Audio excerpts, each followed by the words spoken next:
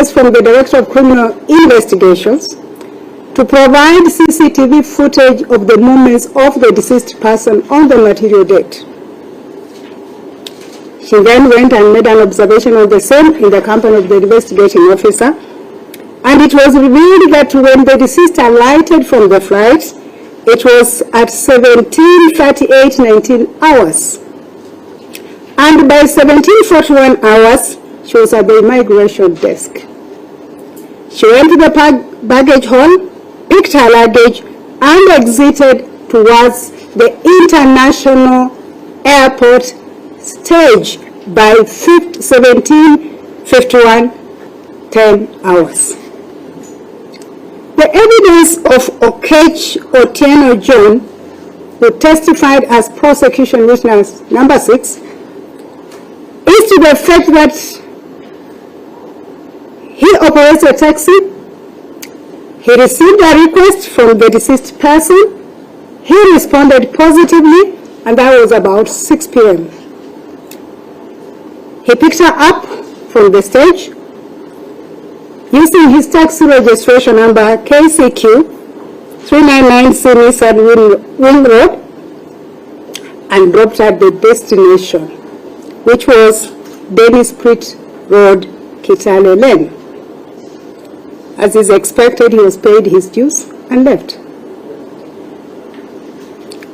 The witness indicated that before they go to Dennis Pritt, the deceased called a border rider whom she met at Nyayo Stadium according to his evidence and handed over an envelope to him.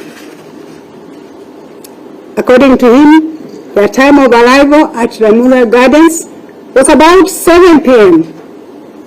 And as I've already said, he was paid and left.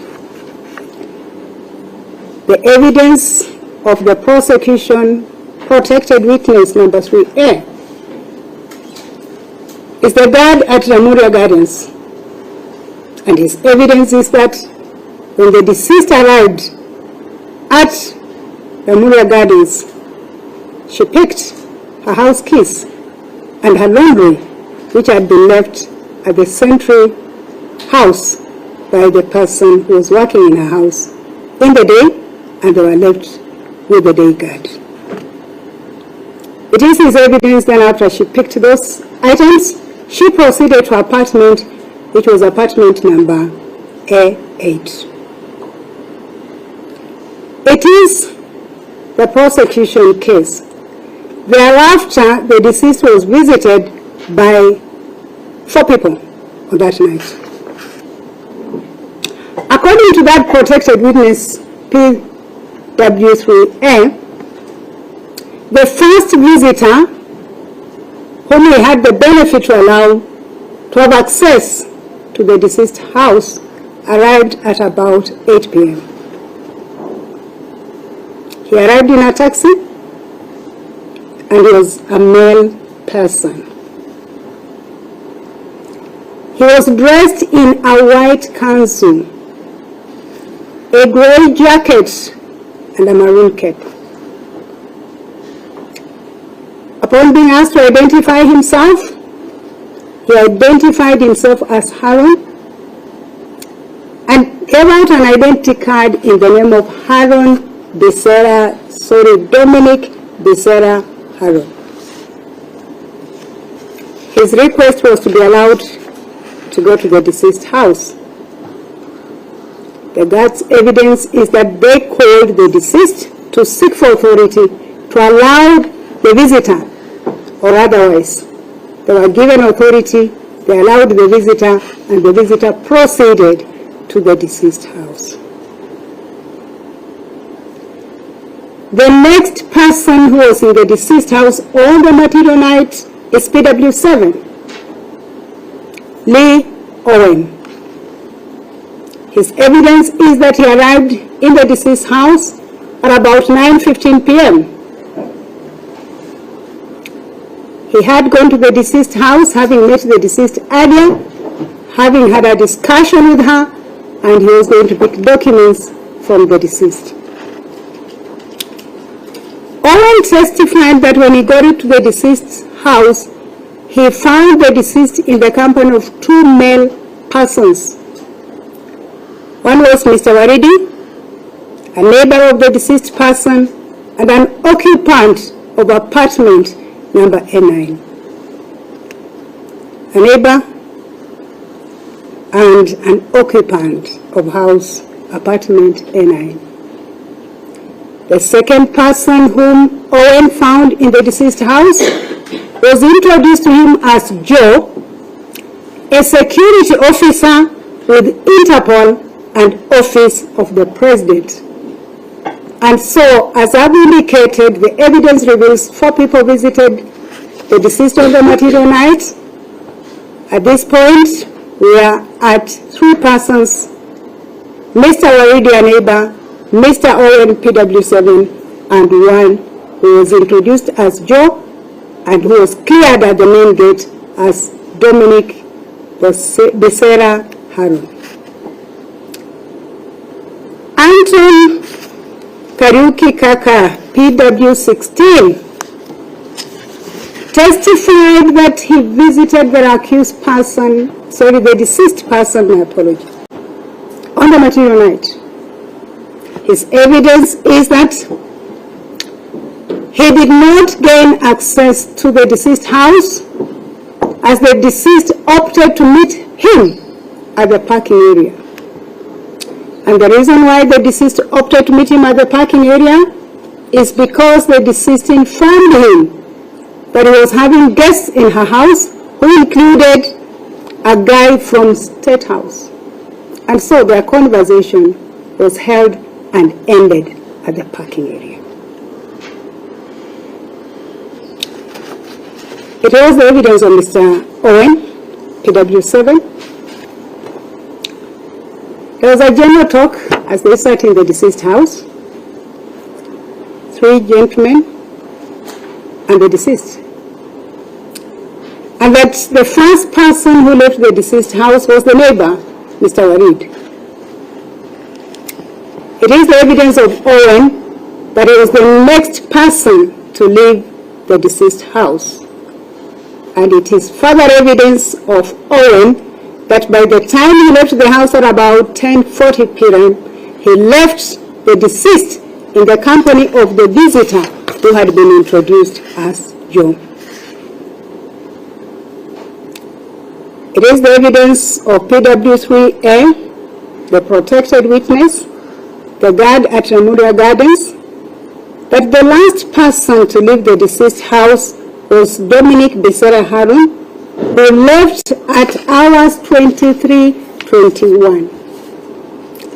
And that after that visitor left, no one else went to the deceased house. The evidence of PW10, the brother of the deceased, George Kimani, is to the effect that the deceased who had traveled from Juba on 19th of September 2018 was scheduled to travel to Dubai the following day. But she had indicated to her mother that she would see her before she leaves. And so the family tried to reach her because she did not visit the mother. And so the brother's evidence is that since her calls were not being answered, he chose to go and check on her at her residence. He went to her house in the company of his girlfriend, and when they got to the deceased house, they couldn't access the house because the door was locked.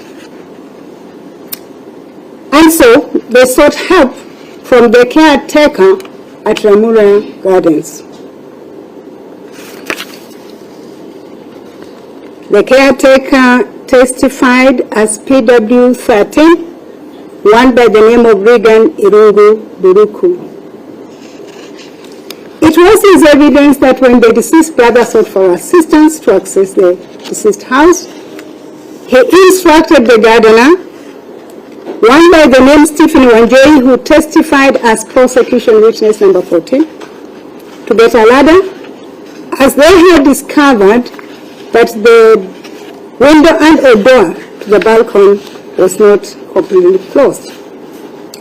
So the gardener got the ladder,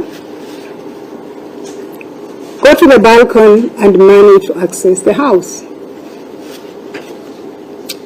It was the evidence of the gardener that when he got into the house, he found the television was on, water was running in the bathroom, but there was no one in the sitting room or in the bedroom. He proceeded to the bathroom and found the deceased body in the bathtub. There was a mobile phone next to it, and there was water running over the body from the telephone shower. It was his evidence, as of course would be expected. He went into shock and immediately notified the caretaker and the brother of the deceased, whom he had left outside the house. He then requested the door be broken so that they could gain access.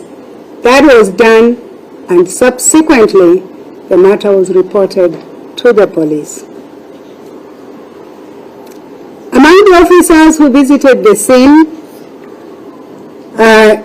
is Corporal Jennifer Silva, number 75179, who testified as prosecution witness number 2. Her evidence was simple. She processed the scene and she took a total of 50 photographs of the scene. Those photographs were taken from various points, indicating various areas and items, which included but not limited to the general view of Ramura Gardens apartments, closer view of Block A, where the apartment of the deceased was. There was evidence that there was a yellow bag whose contents were not disclosed hanging on the door. Was a photograph to that effect. The sitting room, the bedroom, the personal effects were photographed, the body, and those photographs were produced in this court as evidence. After the photographs and the scene was processed, the deceased body was moved to Chiromo mortuary. Of course, as is expected, investigations commenced. And it revealed that several people had visited the deceased on that night. Those people became of interest to the investigators. And as that was going on, Walidi, the neighbor of the deceased person, is said to have notified the family members that he had been and was in the deceased house the night before. And he mentioned, and so did Owen, that he too was in the house, but they were in the company of one Joe. It is in evidence that the deceased brother, Kimani, knew of a person by the name of Joe, and he sought to establish from Owen, through a photograph given to him, whether that was the person who was in the deceased house, and Owen's answer was in the affirmative.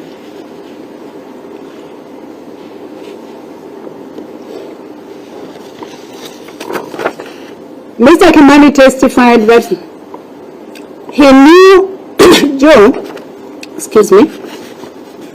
as they were in college together at Kenya Polytechnic as far back as 2012. And that he knew that Joe was known to the sister of the deceased, and he knew that Joe had a fiancé who was in the media industry, and so he approached Joe for assistance to have the death publicized. It is the evidence of Kimani that when he approached Joe for assistance, Joe told him that he would get no assistance from the media, but opted to assist through his private company to deal with the matter. The investigations advanced. It was discovered that the first accused person had made a report at Langata police station to the effect that he had been involved in a shooting incident. And so the team that was investigating the murder case got an interest in that shooting incident report, and eventually a team from the Homicide Department, the Directorate of Criminal Investigation, took over the investigations of both the shooting and the murder incident. The investigations in this matter were led by PW 35 Chief Inspector Otieno. It was the evidence of Chief Inspector Otieno that in the course of investigating the shooting incident, they discovered that there were contradictory statements as to how the shooting occurred. With that as it were, back to the murder issue. The first accused person was arrested, subjected to an identification parade. It is the evidence of the prosecution that he was identified by 3 witnesses. Subsequently, the second accused person was also arrested. And according to the prosecution case, she was arrested because, 1, she was within the vicinity of the commission of the murder. According to the prosecution, the vehicle that was used in the commission of this offense was hers. According to the prosecution, she aided and abetted the first accused person by providing that vehicle. According to the prosecution evidence,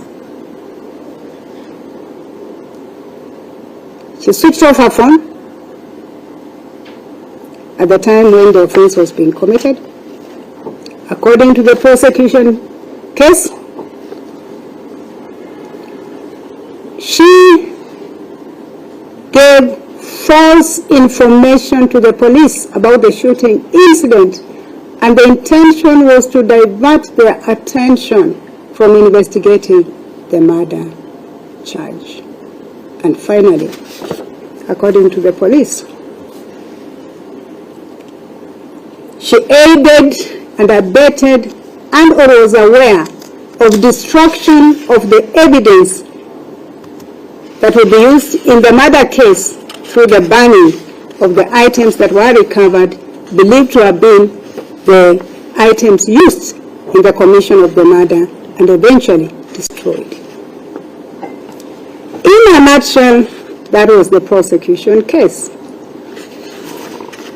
At the close of the prosecution case, each accused person was placed on their defense after the court found they had a case to answer. The first accused person gave a sworn statement in his defense and testified to the fact that he works as a security consultant, and that on the 19th day of September 2018, he dropped the second accused person at work at 8:05 a.m. and returned home at Royal Park Estate in Langata. It was his evidence that he stayed at home until about 3 o'clock when the house help notified him that there were people from Kenya Power and Lighting who had gone to attend to an issue at the house, and so he went to attend to them, and I was there. It is his evidence that he eventually, excuse me,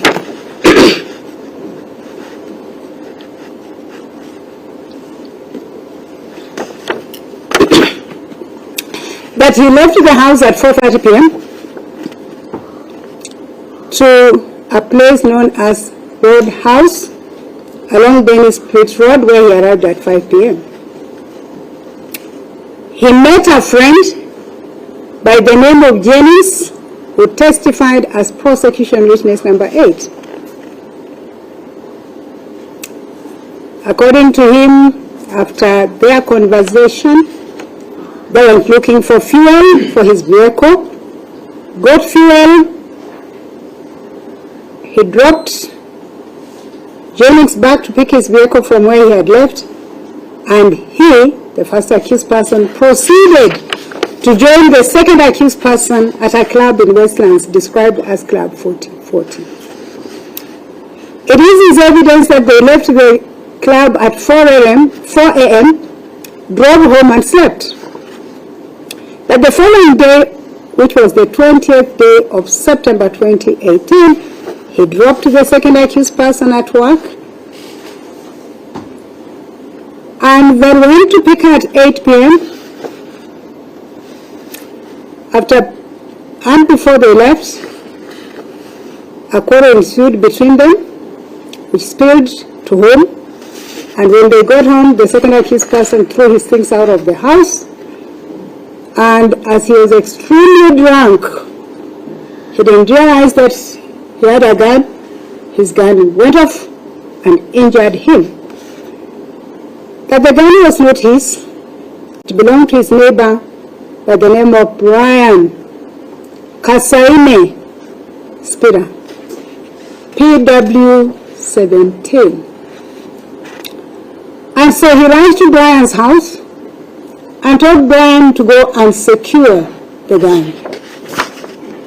Brian went secured the gun and assisted him to go for treatment.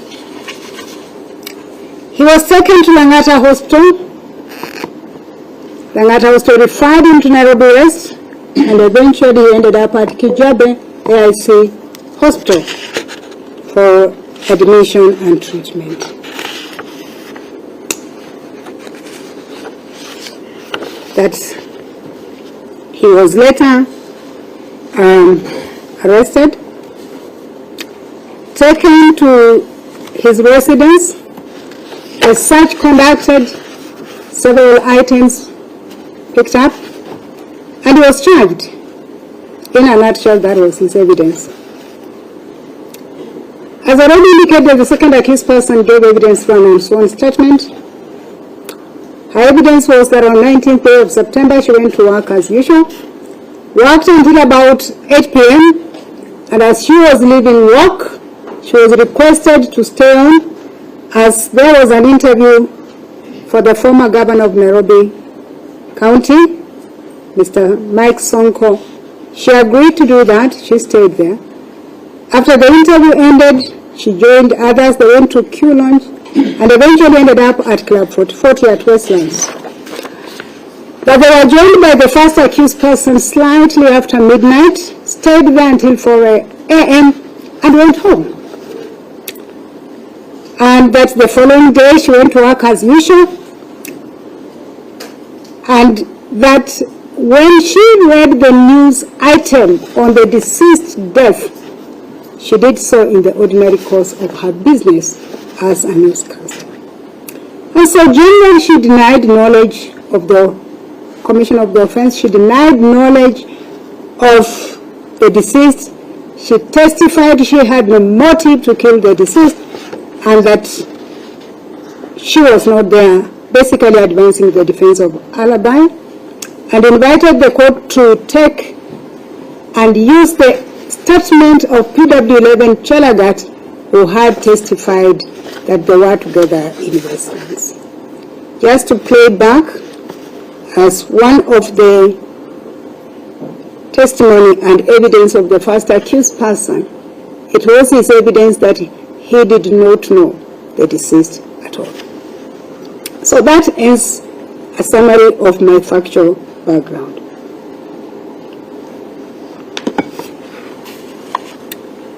Okay,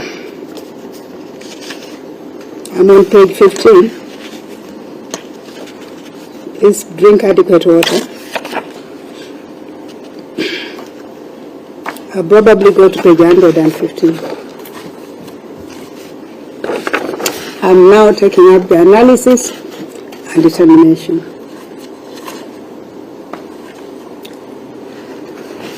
May I, for the benefit of the councils, because I think we all come to court to give the court evidence and we really want to appreciate that the court analyzed all the evidence I can assure you I did. I can actually read this judgment for 6 hours without a paper in my hands. Okay. So why am I telling you this? If you do not hear me read out your submissions, Babaki, please wait for my judgment. I have, as a general statement, taken into account your submissions.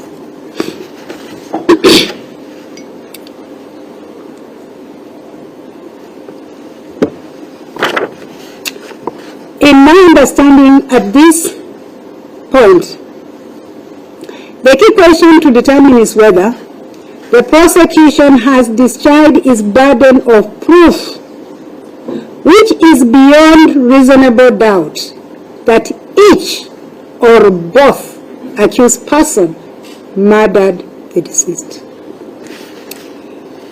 It is straight law in criminal cases that the burden of proving a crime lies on the prosecution to prove the ingredients of the charge beyond reasonable doubt. This is explicitly set forth in the provisions of Section 107, 108, and 109 of the Evidence Act, which is Cap 80 of our laws of the land. These provisions of law speak to prove of the existence or otherwise of a particular fact in relation to the offense under consideration.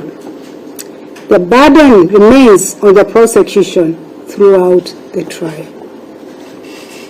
The rationale behind the proof of the prosecution case beyond reasonable doubt is based on provisions of Article 50 sub-Article 2 of the Constitution of Kenya 2020, which stipulates that each person has a right to a fair trial, which includes the right to be presumed innocent until the contrary is proved.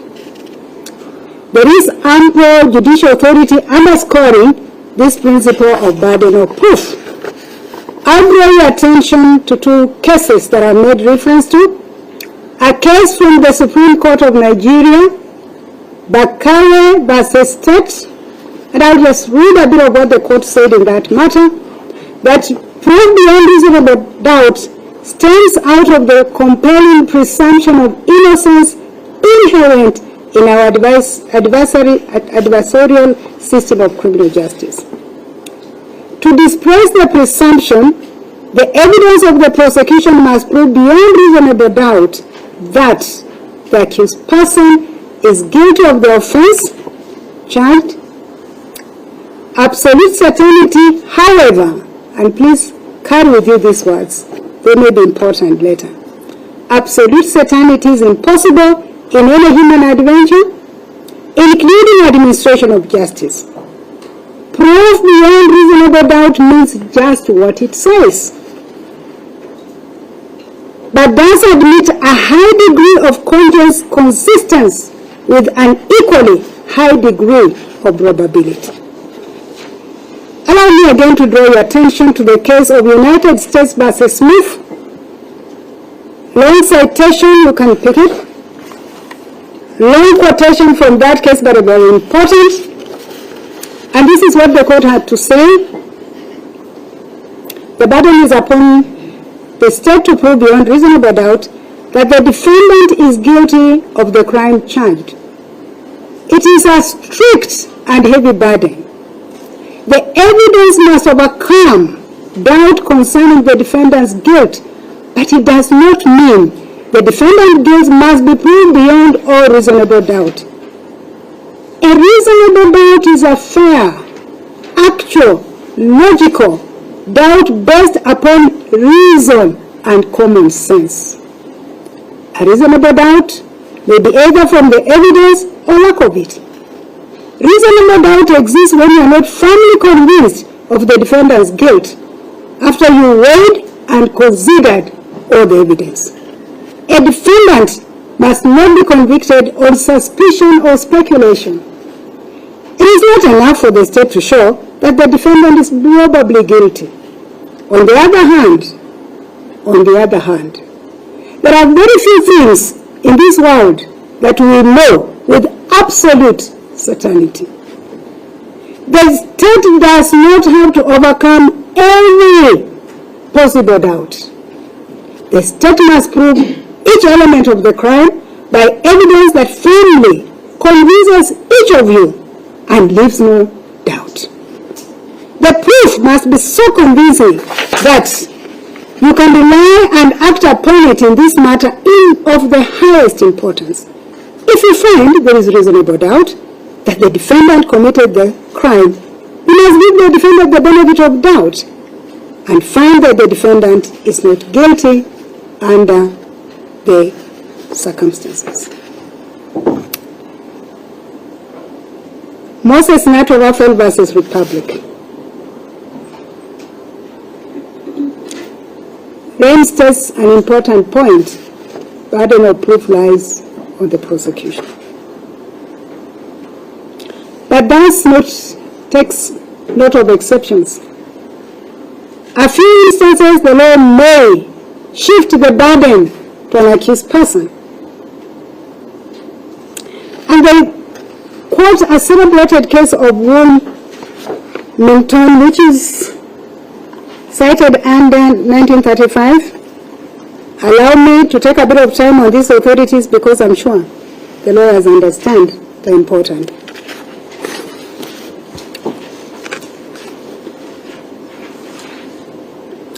It does recognize that although the burden of proof is on the prosecution, as we put it in our world, by every general rule there is an exception. And so, throughout the web of the English criminal law, one golden thread is always to be seen, that it is the duty of the prosecution to prove the prisoner's guilt, subject to the qualification involving the defense of insanity and to any statutory exceptions. If at the end of the whole of the case there is reasonable doubt created by evidence, as I've already said, the doubt goes to the benefit of the accused.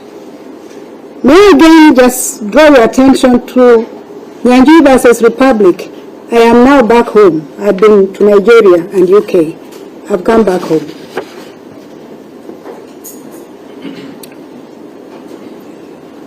Criminal Appeal number 96 of 2021.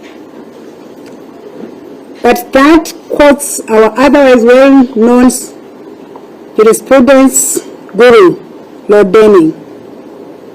Miller versus Ministry of Pension, 1947, All England's Law Reports. What did Lord Denning say?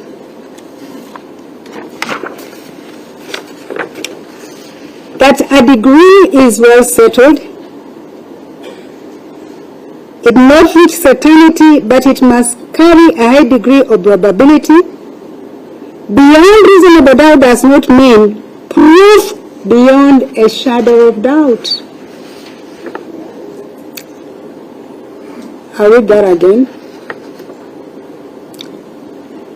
Beyond reasonable doubt does not mean proof beyond a shadow of doubt. The law would fail to protect the community if it admitted falseful possibilities to deflect the course of justice.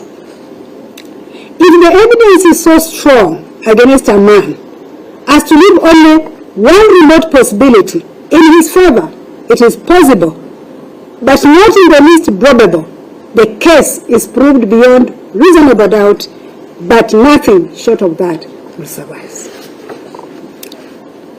I have said enough on reasonable doubt. Having said what I have said and set the law as it is, I shall now turn to the charge before this court. It is a charge of murder. Section 203 is read together with Section 204. The pertinent section is 203. I quote it. Any person who of malice aforethought causes death of another person by an unlawful act or omission is guilty of murder. The above ingredients of the offense have been settled. The elements, the ingredients of the offense of murder have been settled through various court decisions. I have picked a court of appeal decision that sums up the ingredients of the offense of murder. Joseph Githua and Njuguna versus Republic, 2016 EKLR. And this is what the court had to say. Under section 203 of the Penal Code, any person who of malice aforethought causes death of another by unlawful act is guilty of murder. It is clear from this section that the prosecution must prove beyond reasonable doubt to secure conviction of the offense the following. 1. The death of the deceased. It's important we take note of this. My judgment dwells on these ingredients. The death of the deceased. 2. The cause of that death. And for ease of understanding, in my judgment, I've discussed the death of the deceased and the cause thereof together. The second ingredient is that the appellant committed the unlawful act which caused the death of the deceased. And finally, that the appellant had harbored malice aforethought. So based on the provisions of section 203 and the authority I've cited, I have drawn the ingredients of the offense of murder as follows.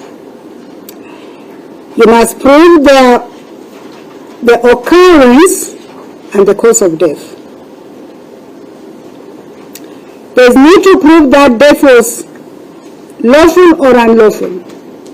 Most likely for the prosecution they'll be saying it was unlawful. There is need to prove the offense was committed by the accused person. And finally, the prosecution needs to prove malice aforethought.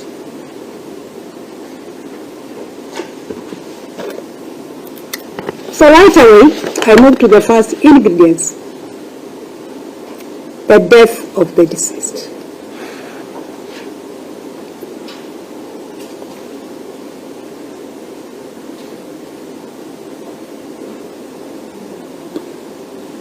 It is the prosecution case the death occurred.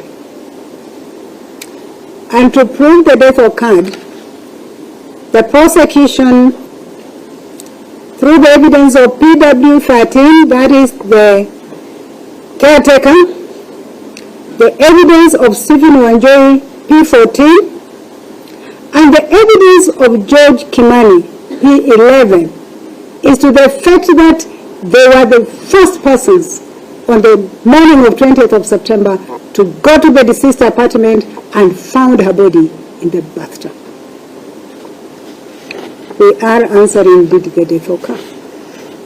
Secondly, we have the evidence of PW2, the scene of crime officer, produced photographs number 27 to 42, showing, among other things, the body of the deceased in the bathtub and after it was removed from the bathtub.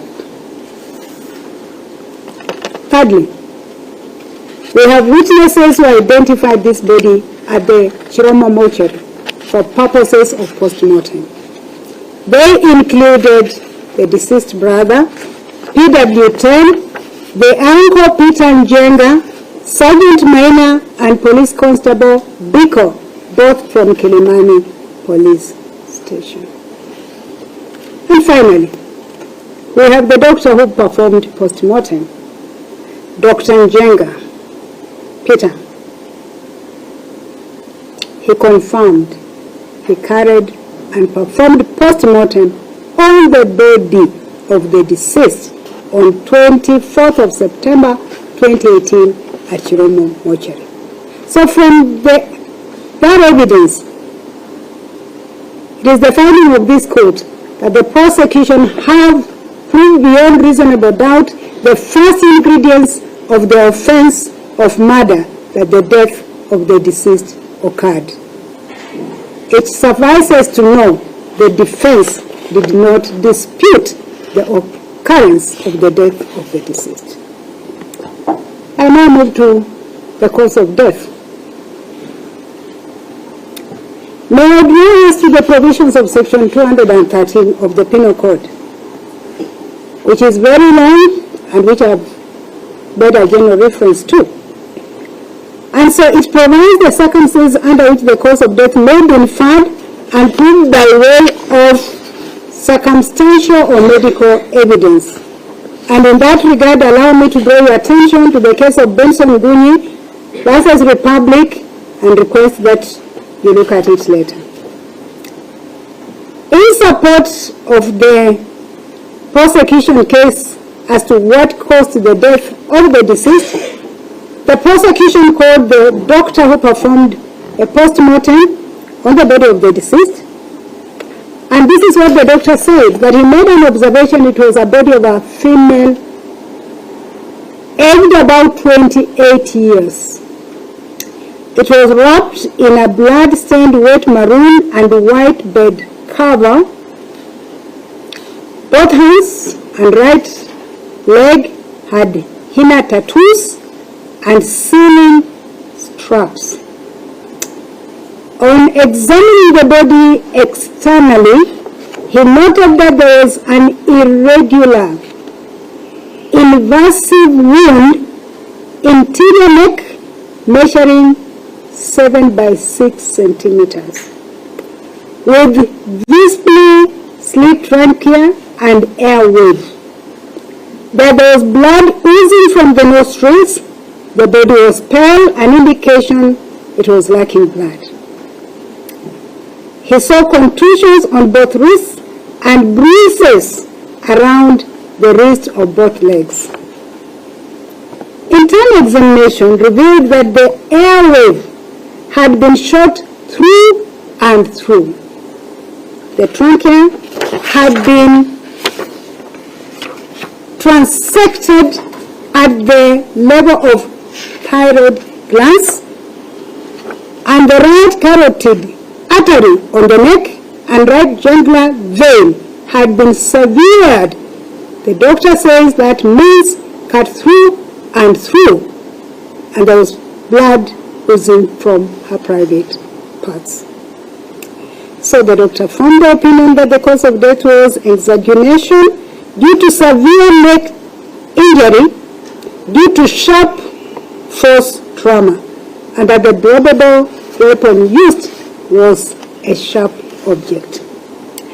So based on this evidence of the doctor, it is the finding of this court that the prosecution have proved that the cause of death of the deceased.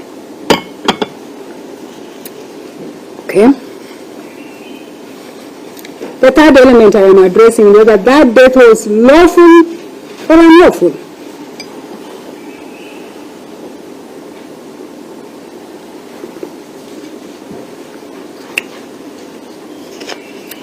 Article 26, sub-article 3 of the Constitution of Kenya states that, excuse me, a person shall not be deprived of life intentionally except to the extent authorized by the Constitution or the written law.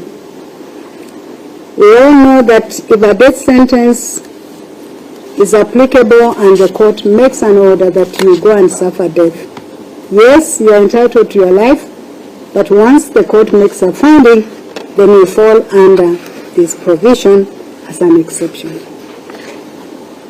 So the question one would be asking is, now that we have established the death occurred, and what caused it, then was that death lawful? In addition to say Article 26, may I draw your attention to the case of Busambizi Wesonga versus Republic 1948, where the court said this: every homicide is presumed to be unlawful except where circumstances make it excusable or where it has been authorized by the law. For homicide to be excusable, it must have been caused and testify to any circumstances that would amount to excusable homicide. In cross-examination of the doctor by the defense counsel, he stated that there was no evidence of strangulation, nor a gun or bullet wound, and there was nothing unusual in the pancreas, indicating that the blood that was oozing from the nostrils was because the throat was slit at the level of the thyroid glands, and clarified that the wound would not have been inflicted after the death, because a person does not bleed after death, as it is the heart that causes the bleeding. Pursuant to the evidence of this doctor, it is the finding of this court that the deceased did not die of an accidental or natural cause. The death was not accidental, it was not an unnatural death. Therefore, this is a clear case of homicide that falls outside the excusable homicides. And so, the finding of this court that the prosecution have proved that the death was unlawful. We are still on our ingredients of the charge. And so the next issue to determine is whether each or both of the accused persons are the ones who caused the death of the deceased. And then finally we'll be answering a question: if they did they have malice aforethought? Because you can cause a death, but you didn't have malice aforethought, and of course that may be manslaughter. We are dealing with death. So they need not just to prove that they committed the offense, but there is malice aforethought. I have chosen to take the path of looking at the evidence that relates to the first accused first in relation to that issue, and then go to the evidence relating to the second accused person for ease of understanding and flow of the judgment. And so right now I'm analyzing the evidence the prosecution have adduced in answer to the question as to whether the first accused person caused the death or killed, bluntly put, the deceased. Under this particular issue, I have discussed several items just for understanding of the parties. And let me just mention some of the items that fall under this. There is the issue of identification parade. There is the issue of the clothes which the accused person was wearing. There is the issue of a stolen ID card. There is the issue of destruction of evidence. There is the issue of the gun. And so I will try and flow the issues in what I believe is a chronological manner, again for ease of understanding. Now, if I may first track us, I have, in answering this question, which is a very critical question and very critical part of the judgment, summarized the prosecution's submissions, summarized the victim's family submission, and summarized the first accused submissions. And Professor Nanda treated me to good substance, not good in the sense that none of the other people's substance, but in terms of volume. So a bit of this judgment, which I think runs into about 30 pages or 35 pages, is really a summary of what the parties submitted. Okay? But I would like to read it out in brief for us to know. So, the prosecution, of course, advanced their case that the first accused person killed the deceased. And they did that by inviting this court to look at the conduct of the first accused person before, during, and after the murder. And in inviting this court to do that, the court was invited to note the following: that one, before the murder, it is the prosecution case that the first accused person stole the ID card of Dominic Becerra Harun and went to use it to access the residence and the premises where the deceased was staying. That is the submission of the prosecution. It is the submission of the prosecution that the first accused person had extra cloth chained into those cloths, went to the deceased house, committed the murder, chained out of those clothes, and that's it. It is the prosecution case that the first accused person armed himself with a gun to the deceased house to use it to subdue, to intimidate, to coerce her to submit before the murder, or in the course of the murder. It is the submission of the prosecution case that after the accused person, that is the first accused person, had committed the offense, he went and destroyed the cloth, which would have been used as evidence in this case. It is the prosecution case. He then shot himself to divert the attention of the investigators from investigating the murder charge to investigating a shooting incident. The family of the deceased concurs and associates themselves with the prosecution case and invites this court to note that the evidence by the first accused person that he did not know the deceased is insincere. And they draw the court's attention to the fact that there is call data that speaks to the contrary. And the family of the victim submitted to this court that it should take cognizance of the fact that motive is irrelevant for purposes of proof of the offense of murder.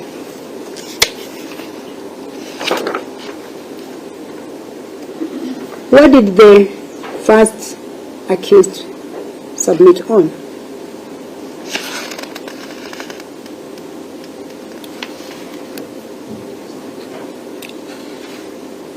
The first accused persons have submitted that the description given by the prosecution witnesses on the clothes that the first accused was wearing is generic, in the sense that those clothes did not have any marks that would identify them specifically out of any other clothes of the same kind. The first accused person has submitted that there was a lot of contradictions in the prosecution witnesses' testimonies.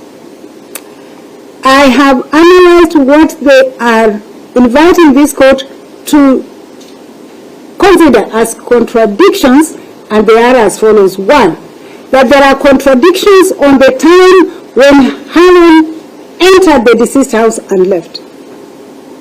And as saying those contradictions arise from the record held by the protected witness number 3 and the guard at the gate that shows that Harun entered the deceased house at 23:21 and left at 23:31, and therefore that suspected killer was in the deceased house for only 10 minutes. And they are submitting, is it possible to commit a murder in 10 minutes of this kind? They have submitted that the person whom the court is being invited to deem as the first accused person and who has been identified as Harun is not the first accused person. That the prosecution have failed to show the nexus between Harun and the first accused person. They have invited this court to look at the contradictions as they relate to the evidence of the witness number 8, Janice, that the first accused person had a bag in which he carried a white council, when all other witnesses do not speak to a bag. They have invited this court to consider that the accused person has said he didn't know the deceased, and therefore there is no way he would have even known that he was coming from South Sudan.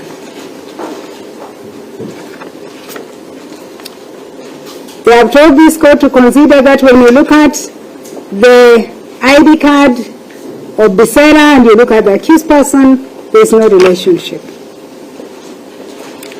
They have invited this court to take cognizance.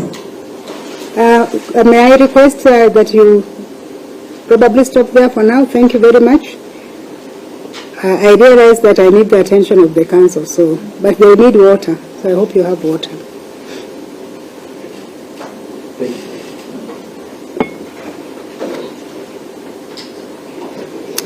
This court has been invited by the first accused person in his submissions to take note of the fact that there is a message that was sent to PW16 Kaka from the phone of the deceased person saying, "Kuja unisaidie kulala."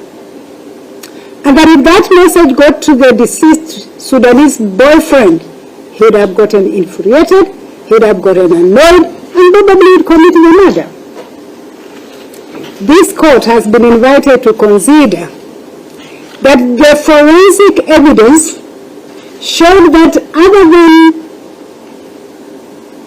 whatever evidence the prosecution had brought, there were two other unknown men whose DNA was found on the strappings that were used to tie the deceased. And so the argument by the first accused person is that it is these two other male persons, the unknown, that must have committed the crime. This court, I said the first defendants treated me to quite lengthy submissions, and I took all of them into consideration.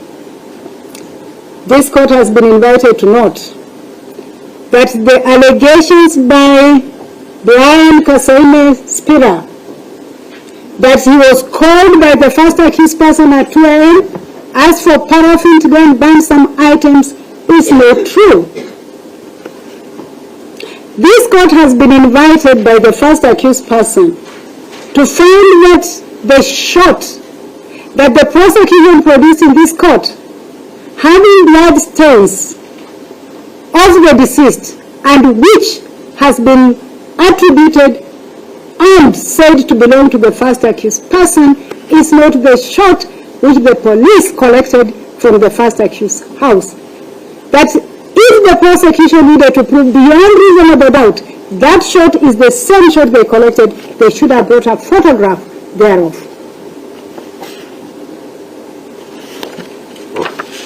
This court has been invited by the first accused person to make a finding that the identification process was flawed. This court has been invited by the first accused person to find that there was an intention by the investigators to fix the first accused person, and that is evidenced by capture of a wrong vehicle somewhere in Karioko to tie the evidence of a witness who said that the first accused person told him he stays in Italy. This court has been invited by the first accused person to make a finding that the evidence by Jennings PW8 that he drove the second accused person's vehicle is a lie, and that he had his own vehicle and at no time did he drive the second accused person's vehicle that was with the first accused. The court has been invited to make a finding that there was no blood stain at all on the shot that the deceased had, and which was, the first accused had, and which was collected from his house.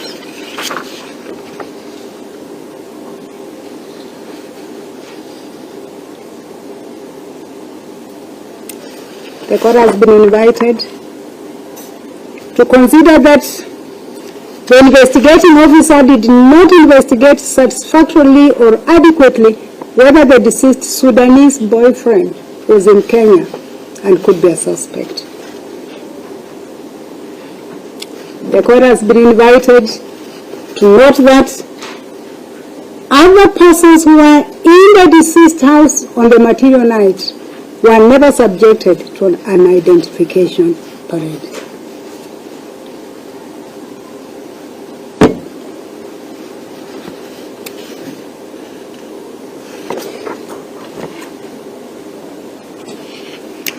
And so, in a nutshell,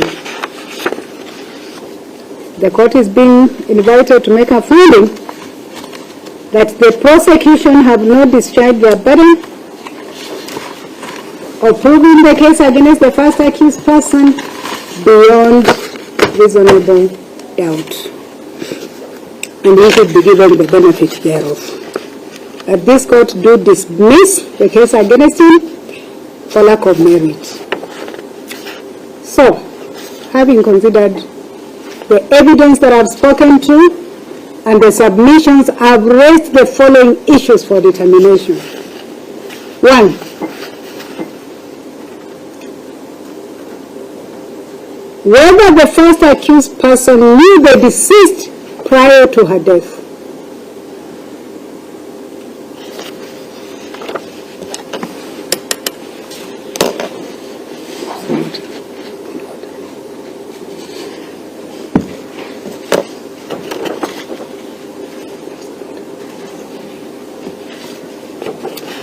Secondly, whether the first accused person stole and used the stolen identity card to access the Muria Gardens where the deceased was staying.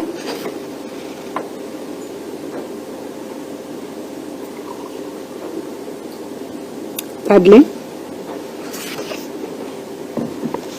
whether the clothes that the first accused person was wearing on 19th of September 2018 implicates him in the commission of the offense.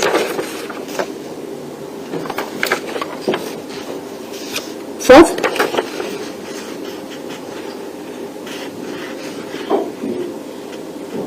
whether the accused person was in the deceased house on 19th of September 2018, and whether he was the last person to be seen with the deceased.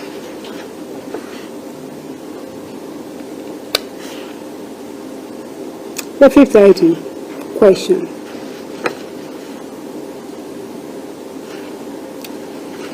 Whether the first accused person had a gun on the particular night and used it to subdue the deceased.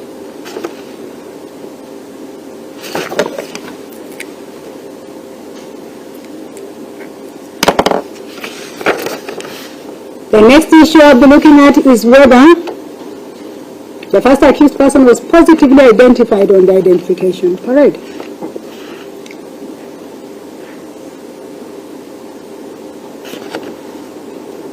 And lastly, but of course not the least but very important, a recap of whether then the prosecution have given this court adequate evidence to make a finding that the first accused murdered the deceased.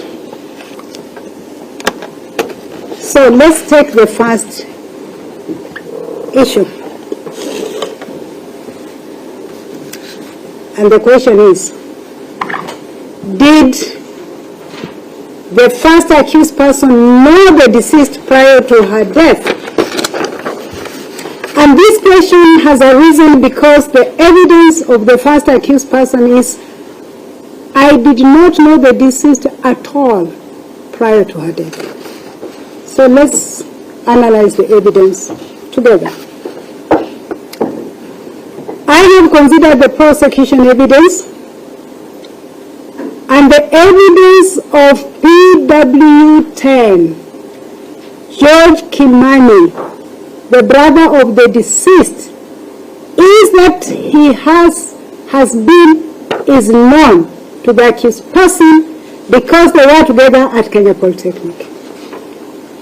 As far back as, I think, 2002, they were in the same class, taking the same course in hotel and beverage management. It is the evidence of that witness, please mark the date, on 31st of August 2018, he was with the first accused person in the house of the deceased. The death hearing was on allegedly unknown time, but it's said to be 19th of September. But I am saying, and I said, please mark the date. This witness, the brother of the deceased, says, prior to the death of my sister, on 31st of August 2018, I, my girlfriend, the first accused, and the deceased were in the deceased's house. Ramuria Gardens, same apartment.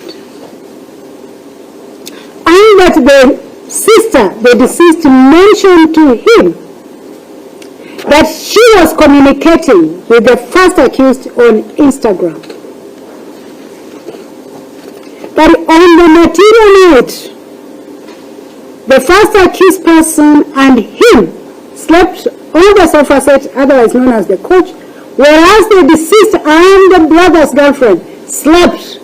And I'm not saying this for no reason. Everything I say has a reason. Slept on the deceased bed. It is also the evidence of George Kimani. On 19th of September, the deceased sent him a screenshot of a conversation between her and the first accused. And that conversation was to this effect. The first accused was telling the deceased that when he returns from Mombasa, he would go and see George Kimani, that is the deceased brother, for a drink. And that the deceased was telling the first accused person, don't spoil my brother. 19th of September. My observation from the evidence is that this evidence of George Kimani, that on 31st of August 2018, he was in the deceased house with the first accused person, was not disputed through cross-examination of the witness by the first accused person.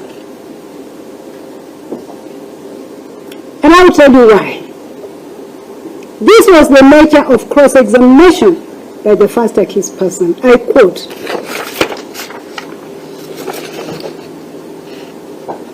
the deceased was communicating with J0WIE, but she didn't describe how they were. I believe they were friends. There is a night we spent with the first accused in the house of the deceased. We were all happy. I slept on the couch. I woke up in the morning. The first accused person had already gone. When I woke up, I was not very drunk.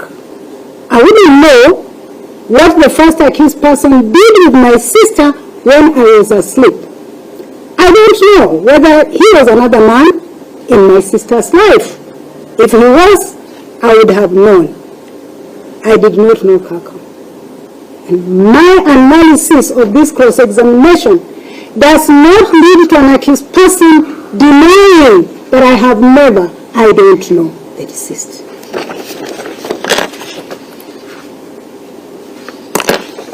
Further to this evidence,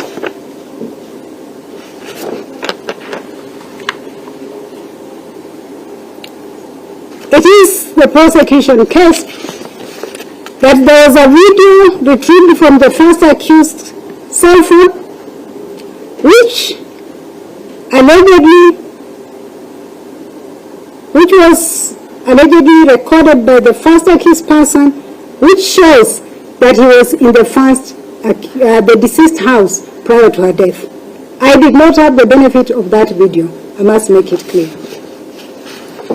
But more importantly, and this evidence to the court was very important, Why am I saying it was very important? Because the evidence of George Kimani is the evidence from a relative of the deceased.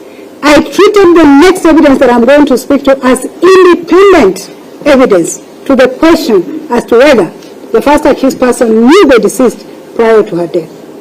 This is the evidence of number 70110, Corporal Jonathan Limo, who testified as PW33. This is an officer attached to Safaricom Law Enforcement. He's a data analyst, and he said in his evidence that he analyzed data from a telephone number 0727 001675 registered in the name of the first accused person, Joseph Irungu Kuria.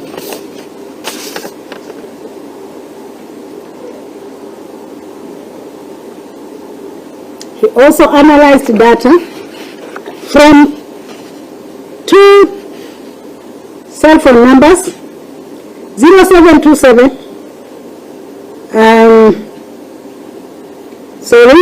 0704 170422, 0715 775856. Both of them were registered in the name of the deceased, Monica Nyawira Kimani. It is the evidence of this witness that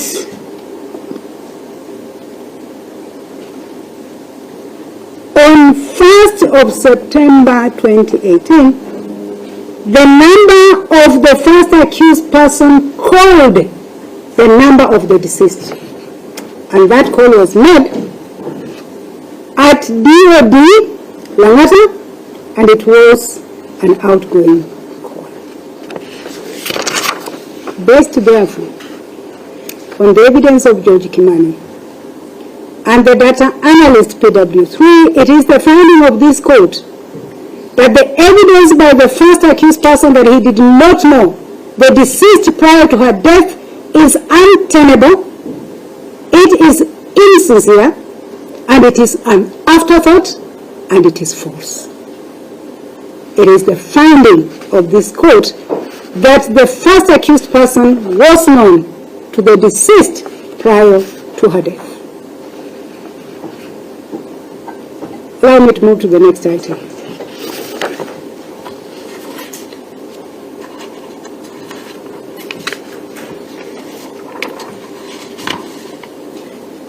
This next item is whether the first accused person stole an identity card of Dominic Bisera and used it to access Ramura Gardens, where the murder took place, on the fateful night. I will be probably returning back to this evidence. You will get to know why, but let me speak to it now. Excuse me.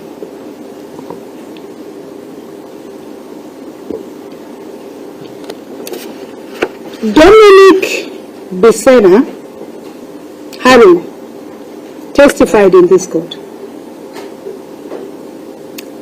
And his evidence was to the effect that on 17th of September 2018, he went to Royal Park Estate in Langata to look for casual work. The requirement at the main gate was that you leave your identity card at the gate. And so he left his ID card at the gate and was supposed to collect it in the evening after work. When he came to collect his ID card, he did not find it. The following day he went, he did not find his ID card. I am speaking to the events of 17th September 2018. And so, he left his contacts written in the book with the guards, the Karen's book, contacts, Dominic, telephone number, and said, turn into a bit of Kiswahili, mukipata hii kipande changu, tafadhali mnijulishe. I have had the benefit of that record. It is his evidence that he never got his ID at all. I have had the evidence of the witness who came from the registrar of persons, who has confirmed to this court that Dominic Bisera Haron eventually got a duplicate ID in the year 2019.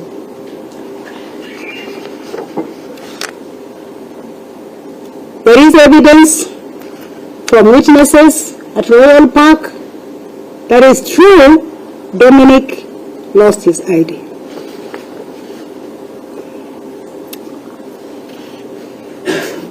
There is evidence from Protected Witness 3A to the effect that the person who went to the deceased house on 19th of September 2018 produced an ID in the name of Dominic Bisera Haron. This witness identifies the first accused person on the parade as the Dominic Bisera Haron. I come to the parade. And so, at this stage, I find adequate evidence that the ID of Dominic Bisera Haron was stolen at Royal Park Estate in Langata on 17th of September, 2 days before 19th of September, when the offense was committed. I have made an observation that this ID was stolen from Royal Park Estate Langata, and it happens that the two accused persons were residing at Royal Estate Langata. As to whether the first accused person used this ID to access the Manyora Gardens and commit a murder, hold it.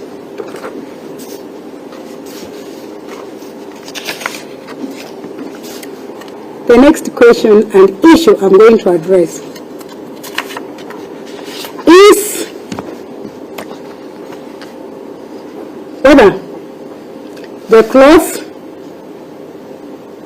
which the first accused person was wearing on the material debt implicates him in the offense.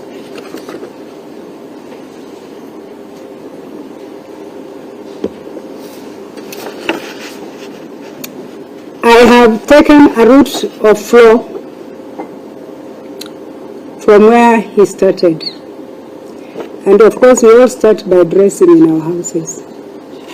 Hopefully. I'm not saying anything.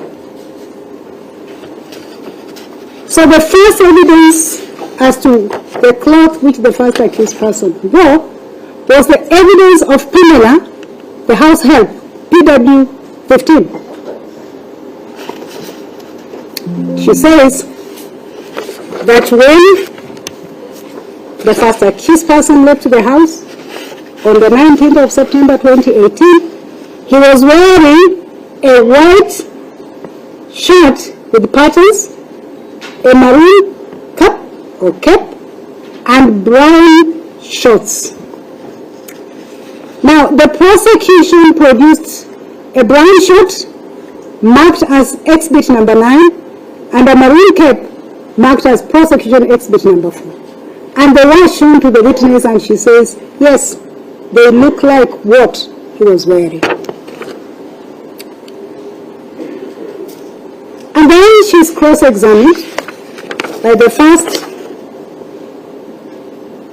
accused defense counsel, and I picked an extract from her answer in cross-examination, and this is what she said. J0WIE left at 4 p.m. in brown shirt, maroon cap, and a small bag. This is not in my statement. This shirt is the one produced in court. End of quote. So that's Pamela. What the first accused person was wearing when he left the house. When the first accused person left the house, the next person he met was a gentleman known as Jennings, who was given evidence as prosecution witness number 8. Let's see what Jennings said about the cloth. Jennings confirms that he met the first accused person at Rose's house, and in relation to the cloth he was wearing, he says this. The first accused person was wearing a t-shirt, a maroon cap, and a brown short. Again, he's shown exhibit number 9. He says, yes, this shirt looks like what he was wearing. And he's shown exhibit number 4, and he says, this cap looks like what he was wearing.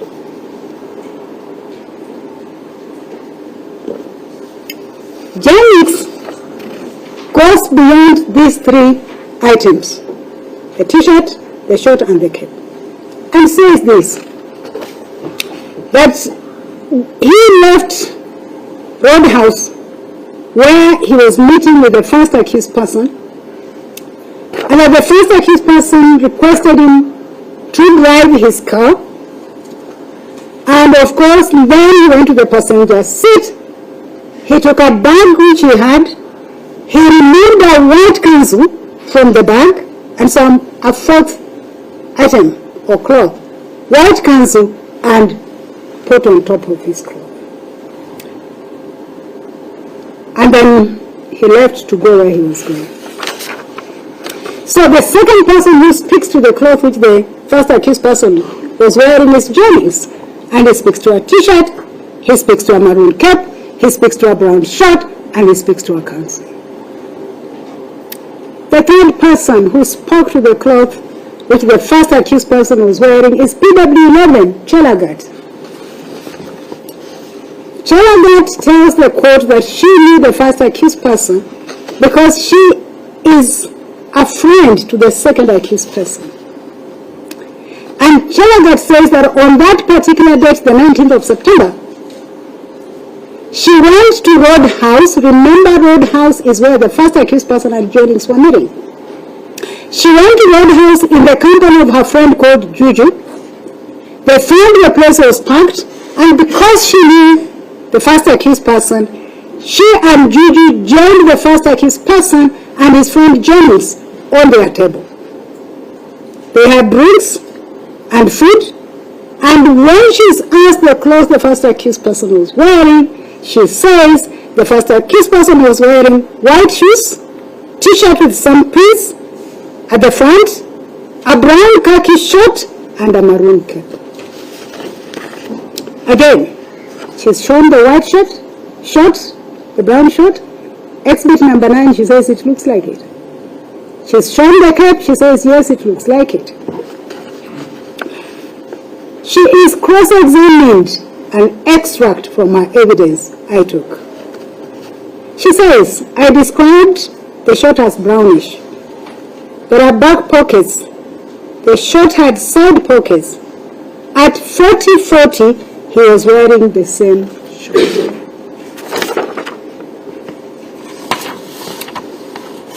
The fourth witness who speaks to the clothes the accused was wearing is the guard at Ramura Gardens. And I'm hoping the manner in which I'm flowing my decision is helping us to move with the movements of the first accused. From the house, road, house, and then allegedly we'll come to see whether it's an allegation or it's been proved. Ramura Gardens. Now, this witness says this, that the person who came to the deceased house identified himself as Dominic Becerra, Harun, came in a taxi and he was wearing a white kanzu. The next witness who speaks to the cloth which the first accused person was wearing is PW7, Lee Owen. Lee Owen says that when he went to the deceased house, he found the first accused person was introduced to him as Joe, and he was wearing a pure Muslim white kanzu, ash gray coat, red stroke maroon cap. And he says this,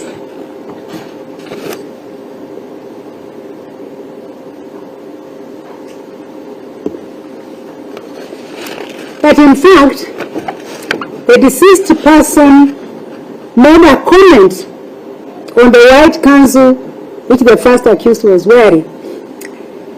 And she said, I've translated it into English, but in Kiswahili. Kwa nini huyu leo amevaa kanzu? Kwa kawaida huwa havai kanzu. That the deceased remarked, why is the first accused person wearing a kanzu today? He usually does not wear a kanzu. Now, what comes out of the evidence of these witnesses? About 5 of them. 1, that all of them, Pamela was at the house, James was at Roadhouse, Chalagat was at Roadhouse. 3 of them speak to the same 3 items or cloth that the first accused was wearing. T-shirt, brown shirt, maroon cape. All of them. Then we have the second set of witnesses, but there is a bridge, which I'll bring. James, the guard at Ramira, and Owen speak to a white council. The question is this: why is there divergence? How come Pamela does not speak of a white council? How come Chalaga does not speak of a white council? And the answer was not far from the analysis of the evidence. The answer is, when the first accused person is said to have left the house, he was not dressed in a council. So this council is, according to the evidence of Jennings, was worn just before he went to the house of the deceased. And so anybody who met him before he went to the house of the deceased would not have seen the council. Did this cloth implicate him in the commission of the offense? Hold your horse.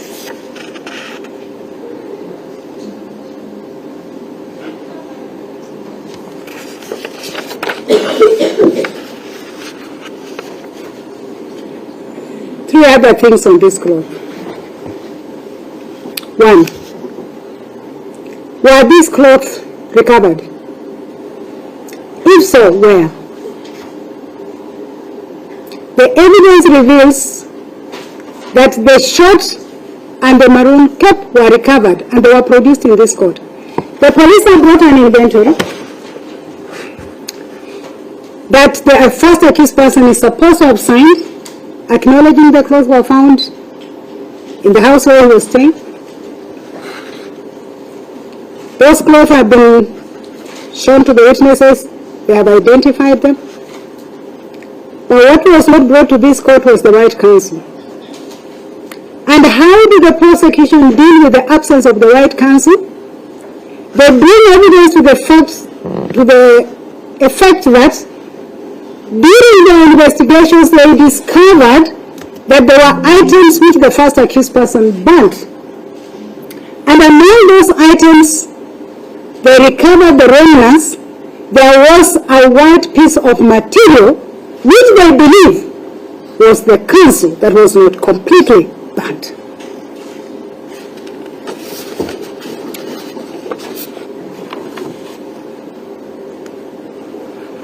The court had the benefit of seeing the white council piece of material. My observation as a court, it was evident that piece of material was stitched. You can see the running of the machine. So it's not like somebody just cut a piece of material and where it was, there were stitches. Which in the logical conclusion is that it must have been a piece of cloth stitched for wearing. 2, and I'm now getting into the submissions that were brought and by the parties. The first accused persons heavily submits on the fact that the shot which has been produced in this court as prosecution exhibit 9 was not the shot collected from his house. And you will understand why that evidence is heavily fought, because that shot is supposed to be having blood stains of the deceased, critical. But the evidence is this, that shot, when it was recovered, it was entered in an inventory and the accused signed the inventory. The argument of the first accused person is that this shot in this court is faded yellowish. I had the benefit of seeing that shot. There is nothing faded yellowish. It is a khaki brown shot. This court was told khaki is not a color. It is a mixture of maroon and others. The color is not khaki, the color is brown. I had the benefit of looking at that white piece. It's a relatively big piece, and one cannot rule out that it may and was the council. I did also take cognizance of one important thing which none of the parties here submitted to, but I am expected as a judge, as a court, to come through all the evidence, and I did. There was a lot of contestation on the shot, but it was very clear. No one disputed that the first accused person is supposed and was wearing a maroon cap. So a lot of questions was on white council, and the brown shot. No question on the maroon cap. Yet this maroon cap leaks and joins right from the house where the first accused left. The house help says he wore a maroon cap. James at Roadhouse, he wore a maroon cap. You go to Chelagat, he had a maroon cap. You go to the guard at Ramiro, Haron had a maroon cap. You go to the witnesses who are in that house, he had a maroon cap. A maroon cap has been produced in this court. Does the accused person say it's not mine? No evidence to that effect.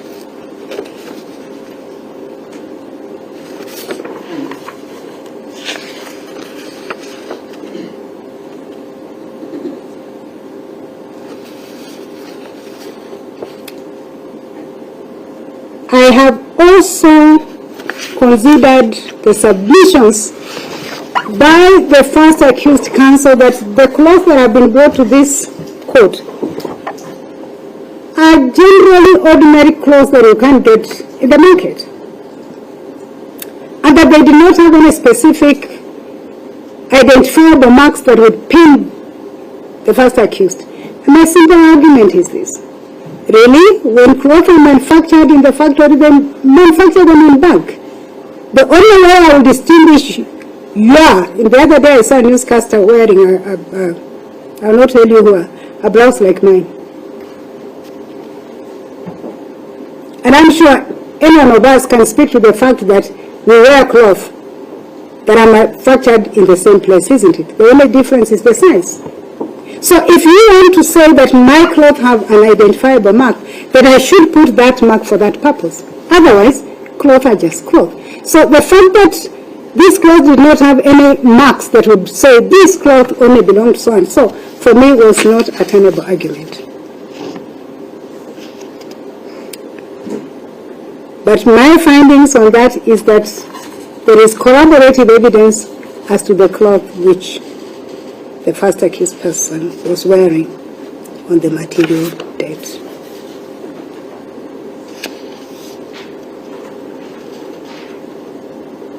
Please allow me to move to the next issue. In that reading, I've done away with quite a bit of material, so you will not wait for too long. Summarized quite a bit of it. And so the next question is whether the accused was in the first accused was in the deceased house on the material date, and whether he was the last person to be seen with the deceased.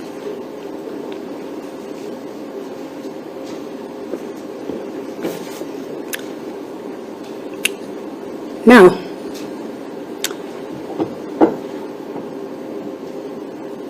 considering the evidence of PW7,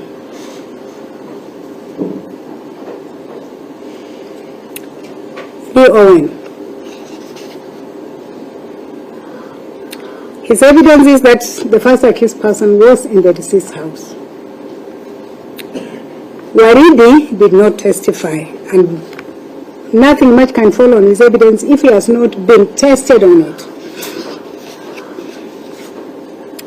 But the strongest argument the accused person is advancing is that, look, there are these two other male persons. First of all, there were other people like in our Maridis, the Leoens, the Kakas. Why were they not also investigated? But he advances another argument. The strappings that were used to tie the deceased, the evidence of the government analyst is that it revealed DNA of two unknown males. These are the people who were in that house, and that Dominic Haron. Allow me to make my observation. But before I do that, back to Lee. You know, Lee Owen is the witness who says, I was with the first accused person. And I needed to find out, why is Lee Owen, how can the court admit or disallow, or what is the weight that this court needs to put on the evidence of Lee Owen as the one who saw the accused in the deceased house? And this is what Owen said. That first of all, he stayed with the first accused person in the deceased house for over 1 hour. That was his evidence. Secondly, the first accused person was using coded language. Thirdly, he had a beard. And fourthly, he had brownish eyes. Then he says,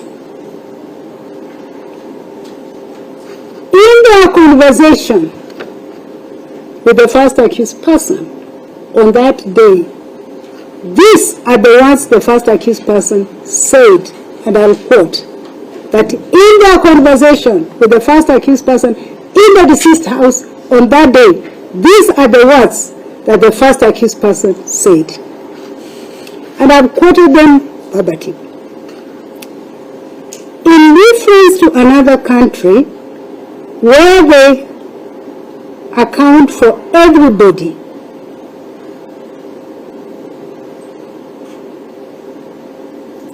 not like in Kenya where you can come and do something and just disappear and someone can impersonate, since we don't have a database. In reference to another country where they account for everybody, in Kenya you can come do something, just disappear, or impersonate somebody, since we do not have a database. And then, of course, Owen says he identified him in the parade. I'll come to the parade.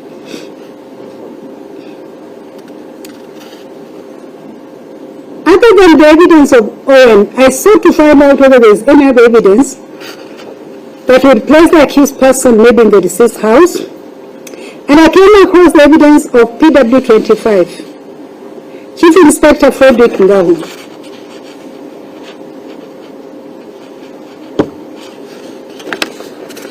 Attached to the Directorate of Integrated Command and Control Center, and he brought records of the movement of vehicle KCA E03E, the second accused vehicle which the first accused person was using, as indicated without me having to read in details that this vehicle was within the subject's time and the set time within the Dennis Prit area, and that is within the vicinity of the commission of the offense. And so, it is the finding of this court that there is evidence the first accused person was within the vicinity of Dennis Prit area, the vicinity of the commission of the offense, and that corroborates the evidence of Lee Owen of his presence in the house of the deceased. But I have looked at his submissions about the two male and the unknown. And I took time to think about this. And this is my findings and my observation. That we are talking about DNA on straps. And I'll repeat that. We are talking about DNA being found of male on the straps. We are not talking about DNA on the body of the deceased. Hear me out. Straps, I've taken judicial notice of the fact that there are items that can be purchased from a departmental store. And they can be handled by more than one person. The seller, the buyer, and the end user. And therefore, the possibility of DNA of more than one person being found on these straps is not far-fetched. It's not unimaginable. If we are saying that this DNA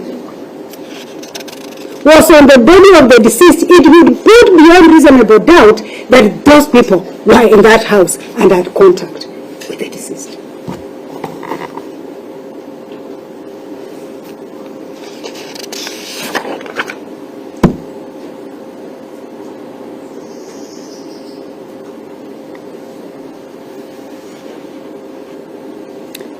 In any case, may I take all of us back to the particulars of the charge?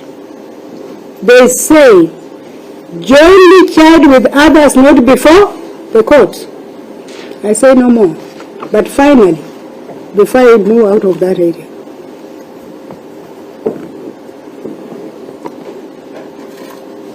the question that we must ask ourselves is, does the fact that there may have been other people who are still at large exonerate the first accused person from blame? My answer was in the negative.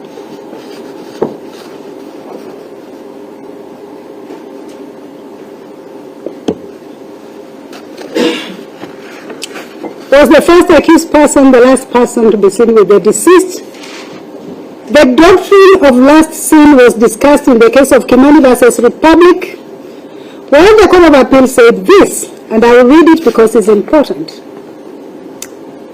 The doctrine of last seen alive is based on circumstantial evidence where the law prescribes that the person last seen with the deceased before their death was responsible for his or her death, and the accused is expected to provide an explanation as to what happened.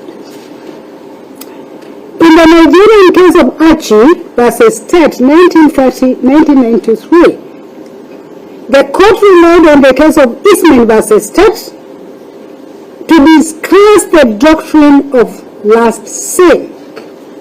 And this is what the court said, and I quote, "In the case of culpable homicide, as is in the present one, where the doctrine of last seen has been applied, the law presumes that the person last seen with the deceased before the death was responsible for his death, and the accused is expected to provide an explanation of what happened." The last seen doctrine stands as negation. I will repeat again. The doctrine of last seen stands as a negation and an exception to the doctrine of presumption of innocence.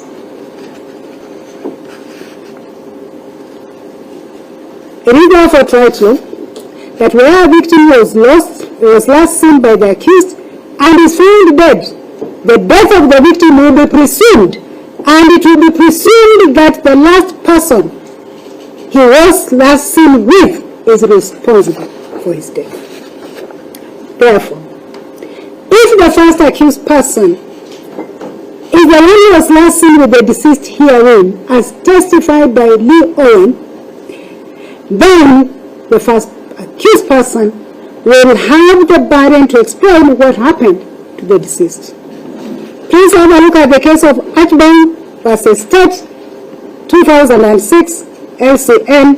You'll find it in my judgment.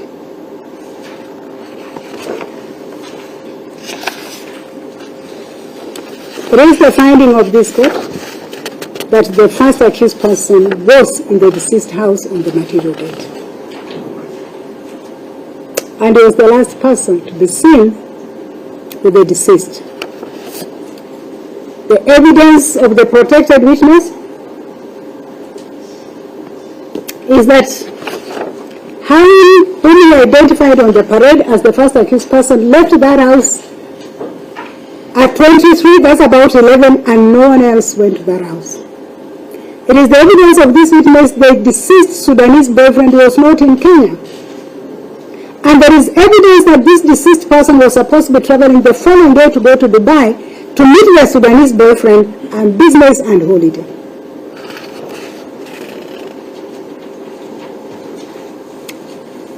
The next issue I'm considering at this point is whether the first accused person had a gun on the material date and whether he used it to subdue the deceased. May I have a little more water?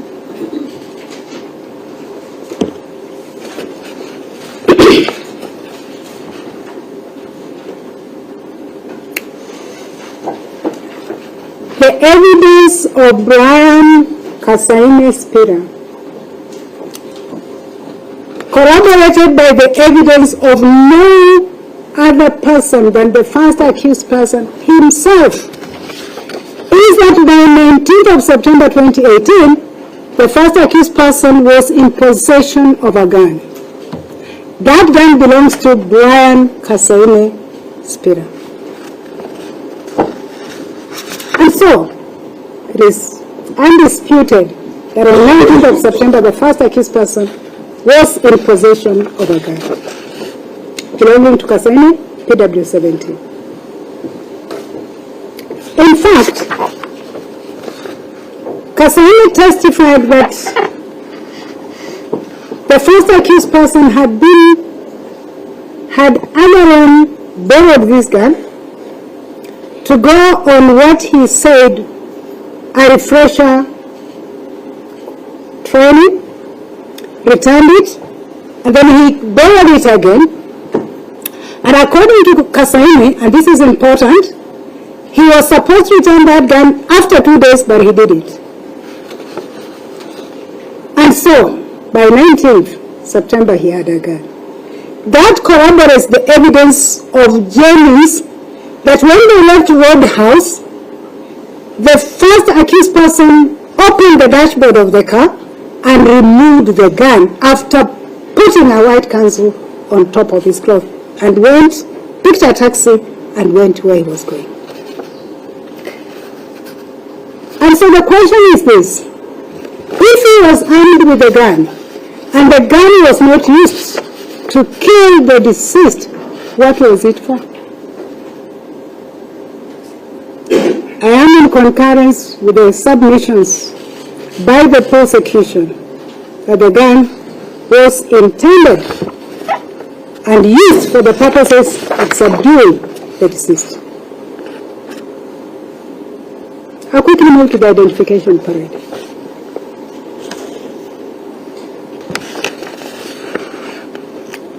The identification parade was conducted by Chief Inspector Arama. Again, I'm fast tracking, so I'll not go through the rules of a parade. There were witnesses when I looked at the identification parade, and critically so, I noticed the following one.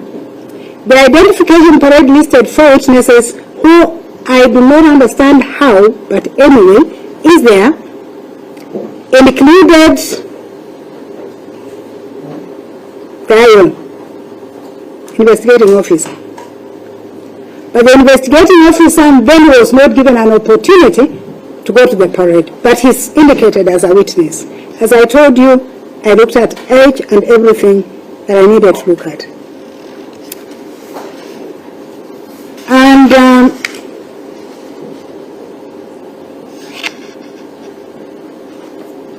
the identification